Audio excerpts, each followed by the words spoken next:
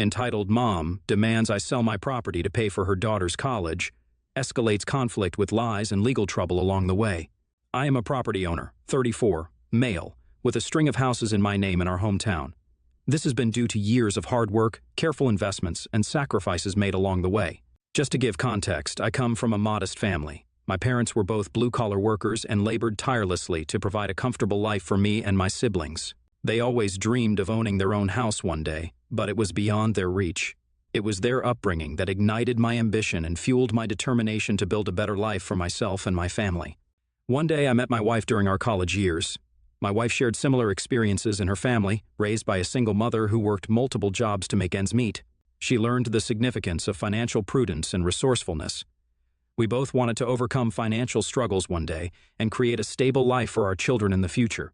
My wife and I tirelessly bought and flipped houses over the years.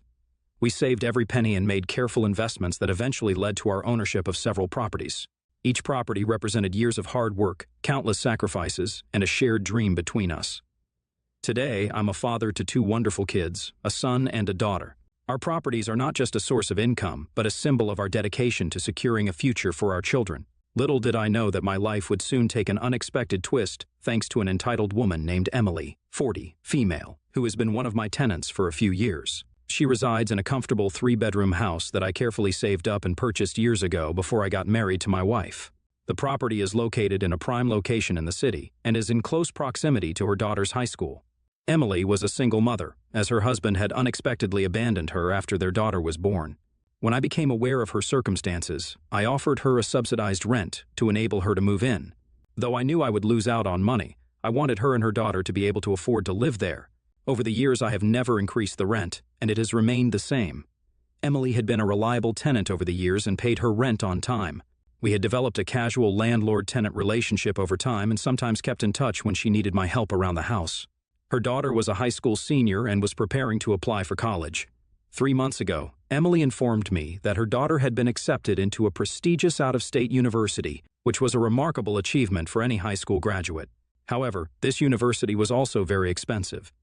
And unfortunately, her scholarship didn't even cover of her fees. I knew the financial obstacles of higher education and had my reservations about how they would manage it. One day, Emily asked to meet me. Thinking that it had something to do with the renovation required around the house, I agreed without much hesitation. We sat down in the living room of the house, where she started by saying that she really appreciated the fact that I had been generous with her when it came to rent. She continued to tell me that she really wanted her daughter Lily to attend her dream university. But after crunching the numbers, including tuition, housing, and other expenses, she realized that it was too much for her to handle. Alone, she had even reached out to financial aid, looked into scholarships, and had taken up a part-time job after her full-time one. But it was still not enough. I nodded my head solemnly in understanding, thinking maybe she was going to ask me if she could delay paying the rent for a month, which would have been understandable. Instead, Emily had a staggering request for me that left me dumbfounded. She asked me if I could sell the property that she was living in. I looked at her inquisitively as she continued to explain that the property I owned and had rented out to her would fetch good money, which would help her fund her daughter's college education. "Are you serious?" I responded, a mix of astonishment and disbelief. "You want me to sell my property to pay for your daughter's college tuition?" Emily's eyes pleaded with me as she insisted that it was her only hope to secure her daughter's future. She mentioned that she had already had the entire property appraised and was confident that it could cover her daughter's entire college fees. I asked her if she had lost her mind because there was no way that I was going to sell my property for her daughter to go to a high-end university. I told her that this house meant something to me, and I wasn't going to sell my property just like that. Emily insisted again, telling me that I could loan the money, and her daughter would pay me back once she graduated. Although I knew the importance of a college education, I was not going to accept her outrageous request. Hearing her plead made it clear that she was determined to find a way to fund her daughter's dreams, even if it meant making an outlandish proposition to a stranger. I calmly explained to Emily that the property was a significant part of my livelihood, and I couldn't simply part with it. The burden of her daughter's tuition shouldn't fall on my shoulders. I told her that if she couldn't afford to send her daughter to the university, she could ask her family members for help or look into finding a more affordable option for her daughter. Despite my efforts to make her see reason, Emily continued to press the issue, asserting that I was the only one who could help and it wasn't a big deal to sell my property and give her the money. I realized that this was going nowhere. I left the property after asking Emily to not approach me regarding this ever again. I requested her to realize how outrageous she sounded and that she should find another way. I thought she would realize her mistake eventually, but over the next few weeks, Emily didn't give up. As Emily's daughter was inching closer to her college journey, the situation was becoming increasingly more and more unbearable. Emily, despite my denial, kept pleading with me every day to sell my property as soon as I could, and even stop paying her rent in protest. Our once amicable relationship had soured. The tension between us grew as Emily remained steadfast in her belief that the property I owned was the solution to her financial woes. She was convinced that my refusal was selfish and that it was putting her daughter's future in jeopardy. On the other hand, I was losing out on money when she refused to pay her rent in protest. I warned her that I would take this to court because we had an ironclad agreement, but she refused to comply, and it became increasingly clear that her demands had no end. The turning point came when Emily started involving others in our dispute.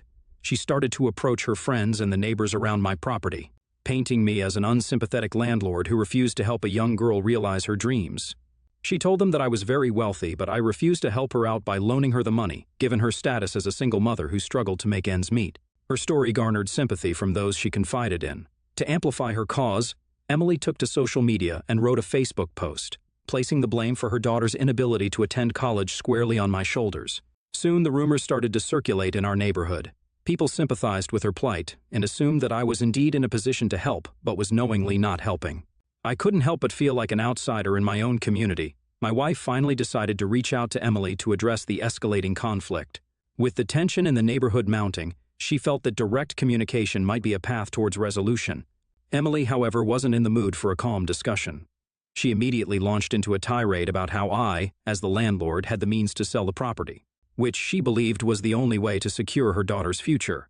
Despite my wife's earnest attempts to reason, Emily's conviction remained unshaken. She asserted that we had the means to fund her daughter's college education and that we were being selfish. The conversation continued in a repetitive loop, with Emily repeatedly pushing my wife to convince me to agree to her demands. Her post, which had painted me as an unsympathetic and wealthy landlord who was refusing to help a young girl achieve her dreams, had a noticeable impact on the neighbors in the local community. Some neighbors who had previously been on friendly terms with us started to view us with skepticism. They began to believe that I indeed had the means to alleviate her daughter's financial burdens, but that I was knowingly refusing to do so out of selfishness. Others who were aware of my upbringing, hard work, and the reality of my situation shared my perspective and were just as appalled by Emily's audacious demand for me to foot the bill.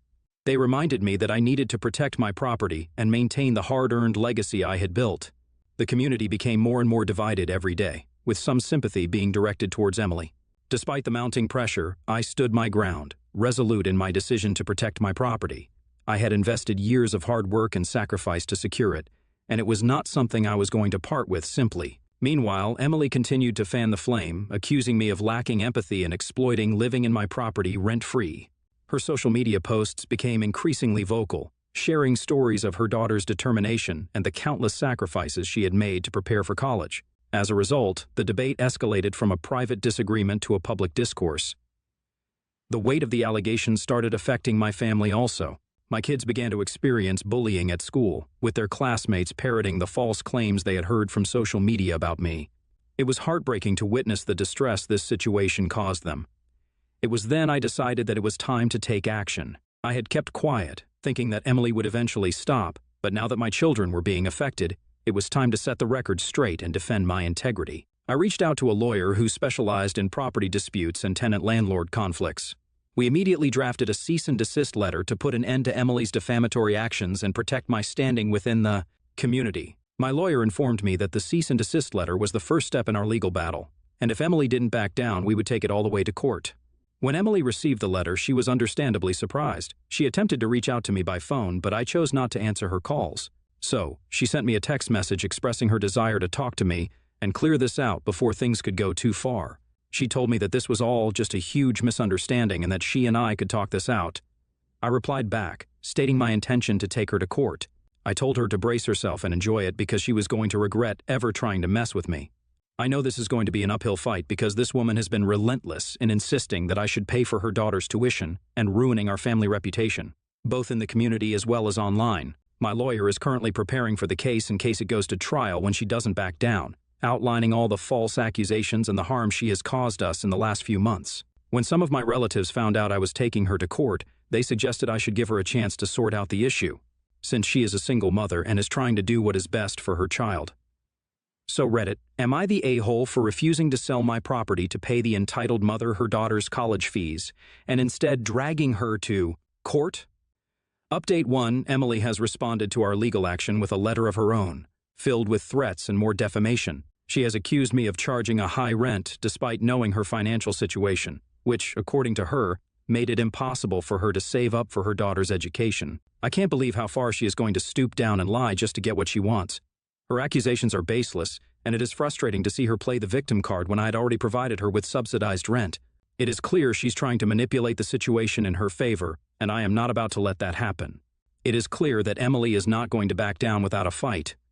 My lawyer, Matthew, has assured me that we have a strong case as her accusations are baseless, but has asked me to be prepared as the legal process is going to be long and draining. I can't help but think about how this situation has escalated so quickly. It was never my intention to end up in a courtroom, especially with someone who had been a tenant on my property. But sometimes you have to stand your ground and protect what's rightfully yours. Emily might have her reasons, but I can't allow her to pressure me into selling my property. My family's future is at stake, and I am determined to see this through, no matter how challenging it would be. I will update you next when the legal proceedings begin. Update 2. Since my last update, the legal proceedings have officially begun. The anticipation leading up to the court date had been excruciating, and the courtroom was charged with tension as both parties presented their arguments and evidence. Emily, flanked by her attorney, portrayed herself as a struggling mother, determined to secure her daughter's future. Her attorney painted a vivid picture of financial hardships, emphasizing how my property had been the last lifeline for her daughter's dreams of attending the prestigious out-of-state university.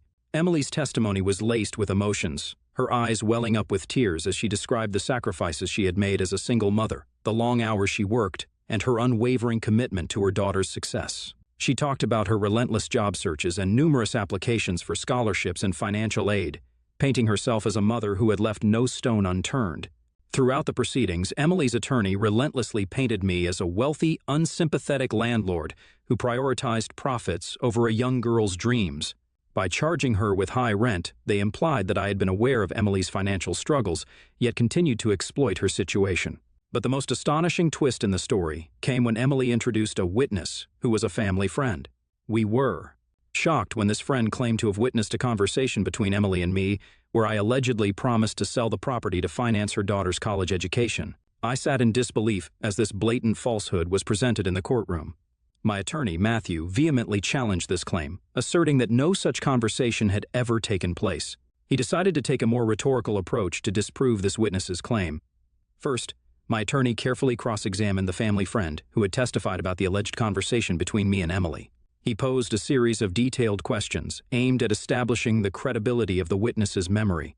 Matthew asked about the date, time, and location of the supposed conversation, seeking to elicit inconsistencies or gaps in the recollection of events. In response, the family friend struggled to provide consistent details and could not produce any concrete evidence, such as text messages or emails, to support their claims. Their testimony became increasingly shaky under the scrutiny of the cross-examination.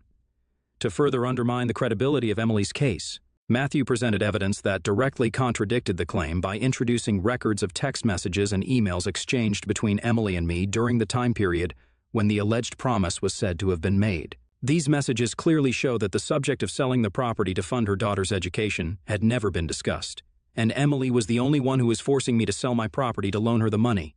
Additionally, we had a neighbor who lived adjacent to Emily's property testify that Emily had been paying less rent than all the other renters in the area.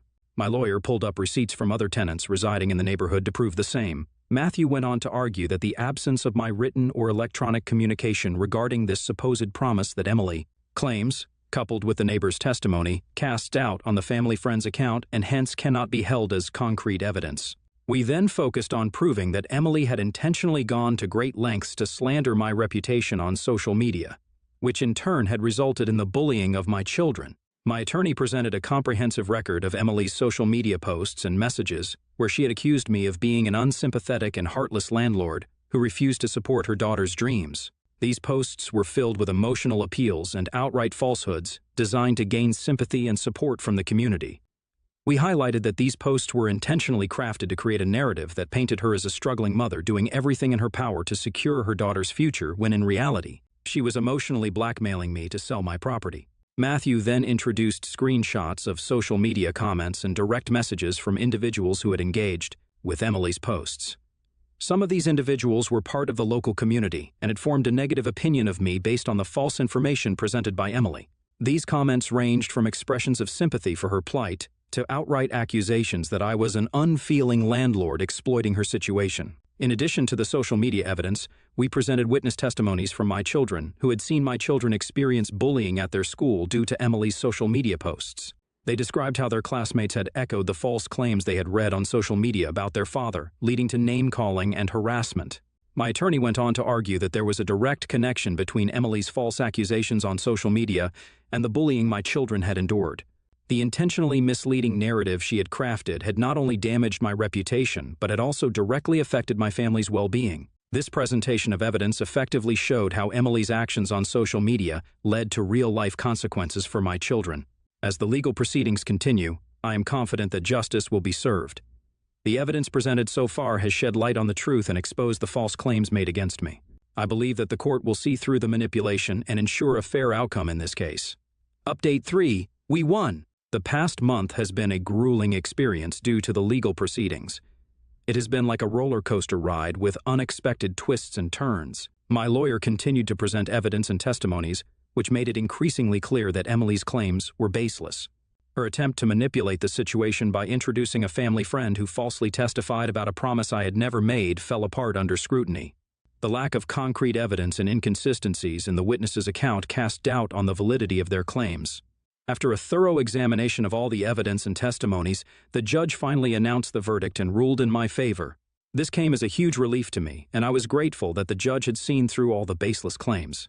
Emily was found guilty of defamation and was ordered to pay damages for the harm she had caused to my reputation, starting with paying the rent for the previous months and additional fines. A restraining order was also issued by the judge, preventing Emily from making any further defamatory statements about me or my family. This ruling successfully validated my actions and my right to protect my property. As the legal battle concluded, I watched Emily, sitting beside her lawyer, looking defeated. I turned to look at her daughter, Lily, and couldn't shake off the thought that her dreams had been compromised by her mother's sense of entitlement. This nightmare was finally coming to an end, with justice being served. It was a lesson for everyone on the importance of defending oneself and not letting someone else's audacious demands shake our core beliefs. I can now move forward with a renewed sense of self-assurance and the knowledge that my house and our livelihood is secure. I would like to thank everyone who has supported me in this journey so far. The mental pressure and struggles my family and I went through were immense, but ultimately, truth prevailed. Update 4. It has been 6 months since my last update. Following my courtroom victory, the restraining order has effectively silenced Emily, and the damages she had to pay for defamation provided some level of consolation for the harm done to my reputation. Emily and her daughter had to move out after I gave them the eviction notice. While their circumstances remained challenging, I knew they were no longer my responsibility. I did feel a twinge of sympathy for her daughter's lost educational opportunities, but the reality was that her mother's audacious request had put their family in a difficult situation. Emily was also forced to take down her defamatory social media posts as part of the court's ruling, and everyone quickly found out the extent of her lies. The last I heard about them was when her daughter Lily reached out to me with an apology out of nowhere. Lily had always been a great kid and I had watched her grow up, but when her mother started falsely alleging me, I cut off contact with them. I was surprised that she wanted to get in touch with me after her mother publicly lost the case. Her message was filled with genuine remorse for the way her mother had behaved and the consequences that had befallen her family. As a result, she expressed gratitude for our patience and understanding during the ordeal, recognizing that her mother's actions had caused harm to both our families. She also shared that they had relocated to a more affordable area and that she had decided to attend the local college to pursue her education. She informed me that she had spoken with her mother after the legal proceedings had ended and had asked her to back off, stating that she was determined to secure her own future without making any audacious demands. I felt sympathy for what she had to go through at such an early age because of her entitled mother's false claims. I told her that everyone deserves a second chance, and it was admirable that she was taking control of her own destiny. I wished her the best of luck with her studies and assured her that the past was behind us.